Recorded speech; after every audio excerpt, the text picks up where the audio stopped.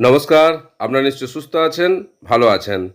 আজ 22শে জুন ২০২৬ নতুন যে সরকার গঠিত হয়েছে তাদের প্রথম যে বাজেট অধিবেশন ছিল, সেই বাজেট অধিবেশনে আমাদের যে অপ্রত্যাশিত কিছু ঘোষণা সামনে এসেছে। এই বাজেটের দিকে তাকিয়েছিলেন রাজ্য সরকারি কর্মচারীরা এবং এখানে আজ ২০% অতিরিক্ত ডিএর ঘোষণা করা হলো। রাজ্য সরকারি কর্মচারী শিক্ষক-শিক্ষিকারা বর্তমানে ১৮% ডিএ পাচ্ছেন। তার উপর অতিরিক্ত ২০% অর্থাৎ ৩৮% হারে ডিএ পাবেন রাজ্য সরকারি কর্মীরা, শিক্ষক-শিক্ষিকারা ও শিক্ষাকর্মীরা। তবে এই নতুন হারে ঘোষিত যে ডিএ তা এখনই কার্যকরী হচ্ছে না। এটি কার্যকরী হবে ১লা অক্টোবর ২০২৬ থেকে।